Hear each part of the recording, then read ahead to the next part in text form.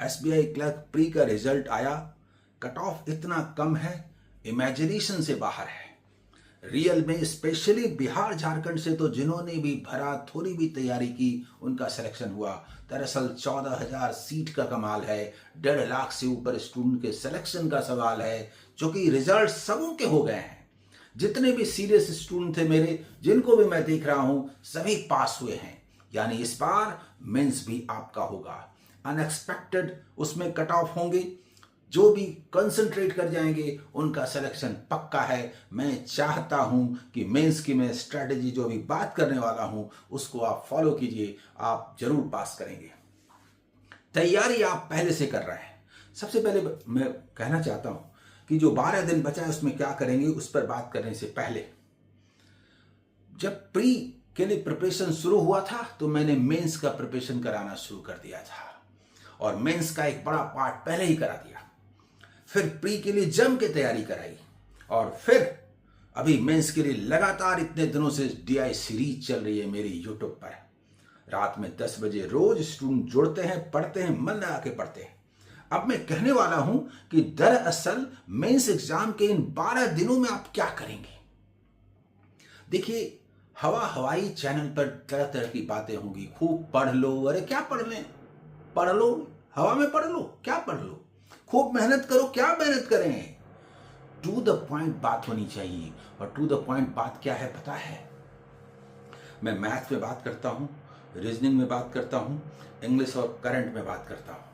इन सबको एक साथ लेकर के जब बात करूंगा तो सबसे पहली बात यह होगी कि करंट अफेयर सबसे इंपॉर्टेंट रोल अदा करने वाला है मार्क्स लाने में।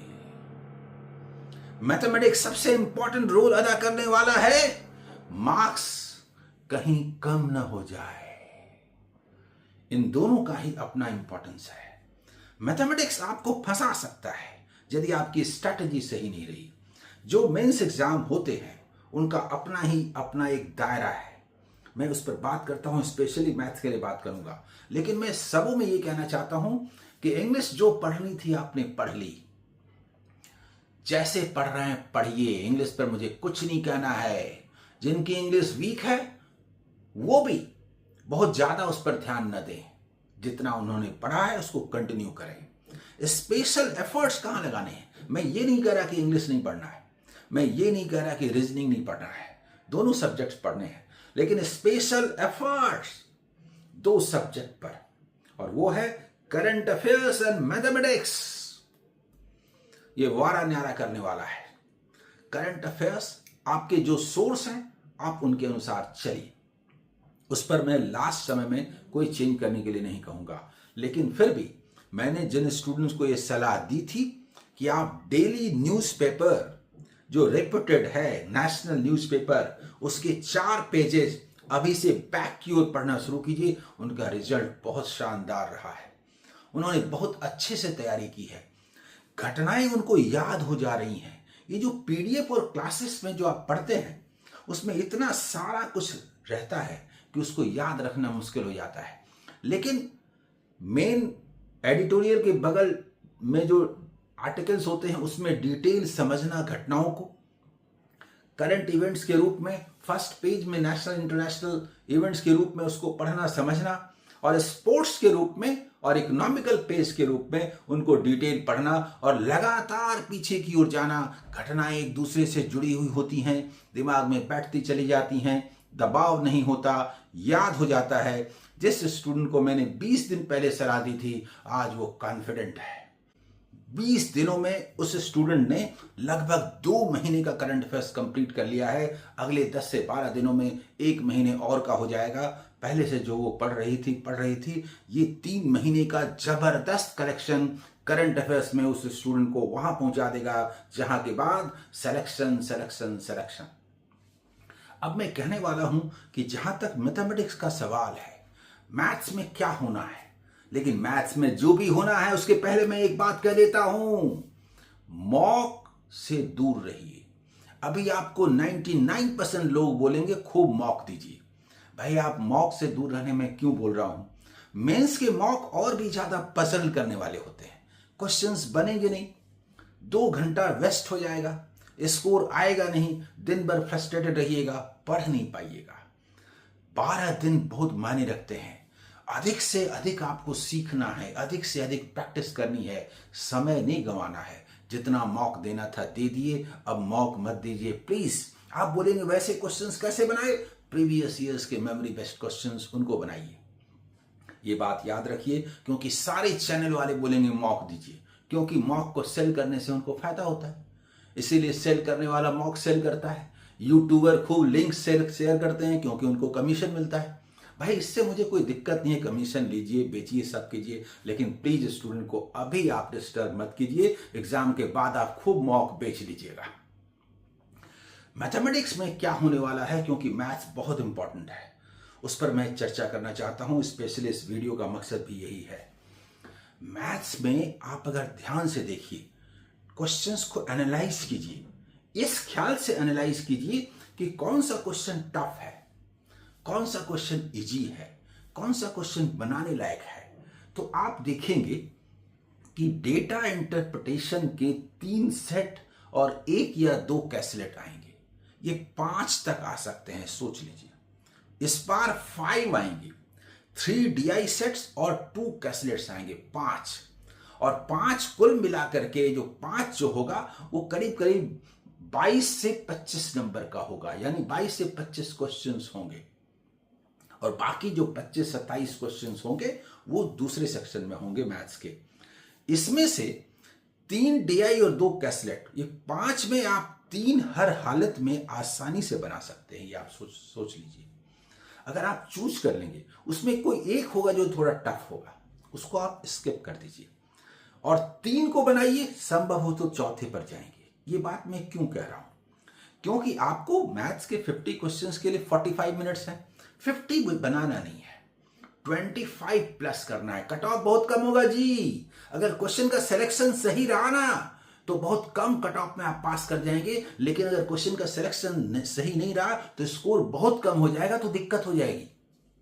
इसीलिए सही क्वेश्चन को चूज करना जरूरी है। मैं क्या कहने वाला हूं सुनिए। DI और कैसलेट पर कंसंट्रेट करना है। नंबर सीरीज, अप्रॉक्स और क्वाड्रेटिक इक्वेशन के करीब करीब 10 क्वेश्चन होंगे।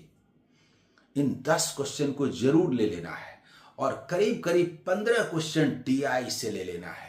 यही 25 आपका टारगेट है।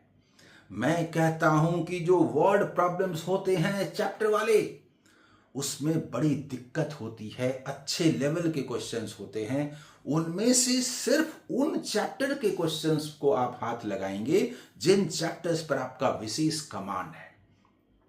ऐसे 3, 4, 5, इससे ज्यादा नहीं बनाना है। वर्ड प्रॉब्लम से जिसने दूरी बना ली, मैथमेटिक्स में 25 पार कर गया, फिर सिलेक्शन भी हो गया। 14,000 वैकेंसी है, 1.5 लाख स्टूडेंट्स हैं। पास करना बहुत आसान है, बशर्ते आपका अपने ऊपर संयम हो। मैं ये बात क्यों कह रहा हूं? जितने भी स्टूडेंट्स पढ़ रहे थे प्री में, सभी पास कर गए हैं। अब सबों को मेंस देना है, इसलिए स्पेशली उनको ध्यान में रख करके मैं अपने स्टूडेंट को ध्यान में रख करके ये बात कह रहा हूं कि वर्ड प्रॉब्लम्स 10 से 15 के बीच आएगा। उम्मीद है 10 से 12 क्वेश्चन हो। अगर मान लीजिए 10 क्वेश्चन आता है तो 4 से ज्यादा आप अटेम्प्ट नहीं लेंगे। नोट कर लीजिए, नोट। तो आप बोलेंगे मुझे लेने से रोकते हैं। अरे मैं नहीं रोक रहा हूं, मैं कह रहा हूं कि वर्ड प्रॉब्लम्स को पहले आप नहीं बनाएंगे। आप नंबर सीरीज, क्वाड्रेटिक इक्वेशन और अप्रॉक्स के 10 क्वेश्चन को पहले बनाएंगे। तो समझिए जो 50 क्वेश्चन के लिए 45 मिनट्स मिल रहा है, वास्तव में 25 क्वेश्चन के लिए 45 मिनट्स हो गया, क्योंकि 25-27 से ज्यादा मुझे बनाना ही नहीं है।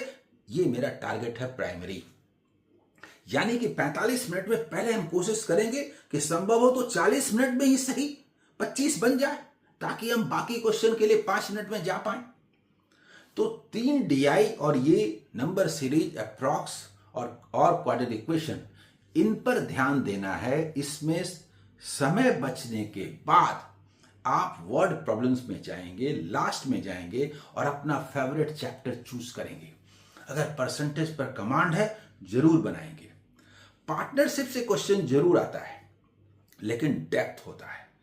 अगर कॉन्सेप्ट की क्लियरिटी है तब तो आप एकदम बना लेंगे, ये क्वेश्चन आपकी पॉकेट में है। लेकिन अगर आपने सफिशिएंट प्रैक्टिस नहीं की है तो पार्टनरशिप का क्वेश्चन आपको गच्चा दे सकता है, समय भी ले लेगा, बनेगा भी नहीं, दिक्कत हो जाएगी।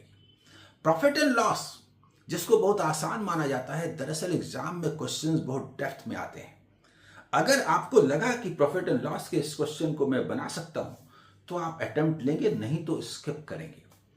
प्रोबेबिलिटी परमुटेशन कॉम्बिनेशन का क्वेश्चन कंपैरेटिवली इजी रहता है, लेकिन अगर कॉन्सेप्ट की क्लियरिटी है तो आप आसानी से उसको बना सकते हैं, नहीं है तो फिर उसको मत टच कीजिए।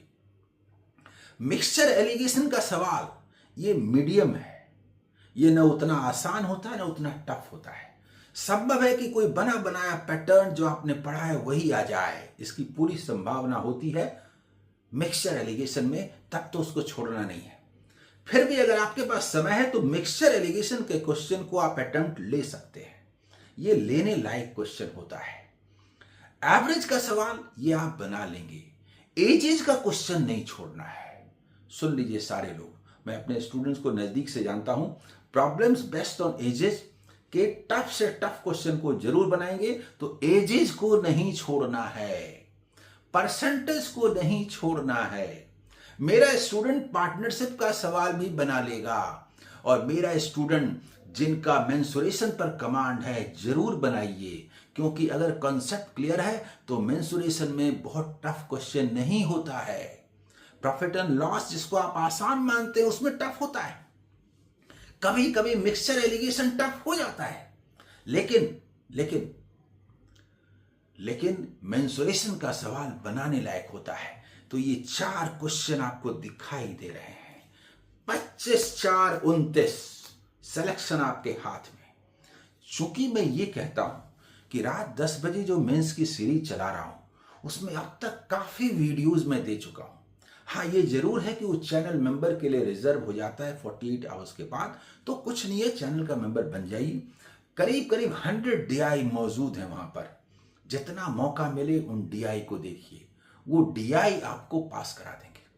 उस पर एक बात और है, जो डेटा सफिशिएंसी और Q1 Q2 के सवाल होते हैं, थोड़ा सा चैप्टर का कॉन्सेप्ट होने पर उतना कैलकुलेशन नहीं करना पड़ता और अच्छे से आप कंपैरिजन कर पाते हैं। इसके 6-7 क्वेश्चन में 2-3 क्वेश्चन आप बना सकते हैं। वर्ड प्रॉब्लम्स को अवॉइड करते हुए Q1 Q2, data sufficiency, data interpretation और कैसलेट DI, इन पर कंसंट्रेट कीजिए। बहुत वैकेंसी है, संतुलित दृष्टिकोण से तैयारी आप करते आए हैं प्री के लिए, अभी तक आपको सक्सेस भी मिला है, आगे भी सक्सेस मिलने वाला है। मैं पूरे जोर शोर से आपको मदद कर रहा हूं, आगे भी करता रहूंगा। इस बार आपको जॉब दिलाना है। All the best, bye.